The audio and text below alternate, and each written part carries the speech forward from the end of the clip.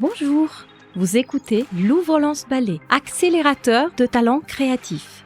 Un podcast enregistré à l'occasion de la soirée de nos 10 ans.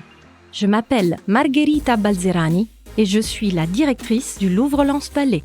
Ici, nous mettons en lumière ces pionniers et esprits audacieux qui font du Louvre-Lens Ballet un lieu de tous les possibles. Dans cet épisode, partons à la rencontre des porteurs de projets qui ont fait confiance au Louvre-Lens Ballet. Bonne écoute. Bonjour. Bonjour. Oui, bonjour, je m'appelle Laurie Liot, mais je suis la fondatrice de Lumisoli, le bijou connecté à vos plus beaux souvenirs. Je suis Brahim Chewir, le fondateur de la startup AQR. Je suis Charlotte Amélie, je suis la cofondatrice d'un studio qui s'appelle Onio. On développe des expériences immersives sans écran pour inviter à se reconnecter. Alban de Maigret. Laurent Chapin. Et nous sommes les cofondateurs de l'application Itinerbis, dont la signature est Nos petites routes valent le détour. Benjamin Michely, 39 ans, créateur de la marque Gueule Noire. C'est une marque de prêt-à-porter de Hauts-de-France et qui va valoriser le territoire au travers de nos produits. Je suis Sandra Bernard, la porteuse de projet d'art de main. C'est de la médiation culturelle sensorielle. On propose des dispositifs qui peuvent être tactiles, audio, visuels ou olfactifs pour permettre aux personnes d'accéder aux œuvres d'art par différents biais sensoriels. Je m'appelle Claire Consigny, je suis créatrice de mode. J'ai créé plusieurs marques, Claire Consigny France, la colporteuse et dernièrement le moustachu, l'accessoire indispensable pour l'homme à poil. Ne vous inquiétez pas, c'est un nœud papillon en forme de moustache. Moi c'est Jérémy, j'ai 37 ans, je suis agent de voyage et j'ai le projet Tales and Keys. Donc on va visiter la ville, on a du storytelling sur la web app qui est dédiée au jeu. Donc Eve Servan, je travaille sur un collectif qui s'appelle donc Rien à jeter. Je m'appelle Herbach Noah, je suis le porteur du projet Ecofi. C'est proposer des coachs e-sports aux amateurs, aux débutants et aux professionnels pour qu'ils puissent jouer en présentiel. Et le but, c'est vraiment de créer une alternative au bar actuel. Valentine Passemard, fondatrice de Muser. C'est une écriture sonore accessible via une web application de diffusion qui crée un nouveau lien aux œuvres d'art, aux éléments du patrimoine, aux paysages. Alors, je m'appelle Olivier Leclerc et je suis le créateur de We Art 51. C'est un concept que j'ai développé au sein du Louvre-Lens Ballet.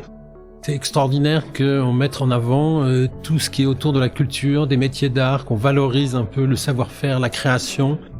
Alors je pense qu'il y a des intervenants qui sont extrêmement qualitatifs, choisis presque sur mesure en fait pour les projets qui sont accompagnés. Moi je suis d'ici, je suis de Lens. Et l'équipe qui nous a accompagnés a été nickel, franchement. Quand j'ai fait au niveau de la découpe laser, où j'ai eu la sensation de me dire mais waouh, de l'idée ça passe au concret. Et c'est comme une naissance, la naissance d'une création, d'un bébé, on se rend pas compte, mais ouais. Voilà, c'est un aboutissement sur des idées. Et ça, c'est très enrichissant.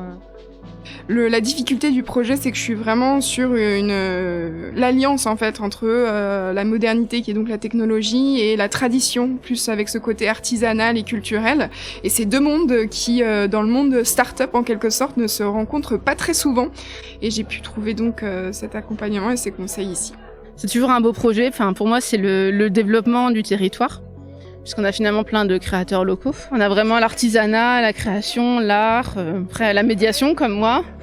On a la musique, enfin bon, c'est vraiment la culture au sens large, on va dire. J'ai eu la chance d'être accompagnée par l'équipe Louvre-Lens Ballet dans le cadre d'un projet européen qui réunissait plusieurs institutions du côté France et du côté Belgique. Alors c'était une collaboration passionnante parce que tout en restant de ce côté-ci de la frontière, j'ai pu confronter mon projet à un regard belge, et Louvre-Lens Ballet m'a aussi ouvert vers des méthodes de design avec The School Lab qui ont permis de faire progresser notre application. On était vraiment finalement à la réunion de savoir-faire d'équipes pluridisciplinaires que le Louvre-Lens Ballet a réussi à catalyser pour mon projet. L'équipe du Louvre-Lens Ballet, continuez, c'est bien. Non, franchement, ils sont top et je me sens considéré en tout cas ici. Merci infiniment. Je leur ai déjà dit de vive voix, c'est vraiment un grand merci. Merci pour votre écoute. Le message c'est merci, bravo, continuez. Merci d'avoir écouté Louvre-Lens Ballet, accélérateur de talents créatifs. Le podcast qui met en lumière ces pionniers et esprits audacieux qui font du Louvre-Lens Ballet un lieu de tous les possibles.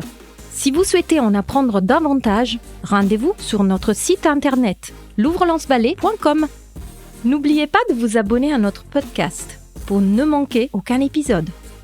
Un grand merci aux personnes interrogées et, en particulier, Charlotte Sautière et Valentine Dufay, qui ont rendu ce podcast possible. Cet épisode est réalisé par Michel Rommel et Louis Duruflet du studio Flamboyance.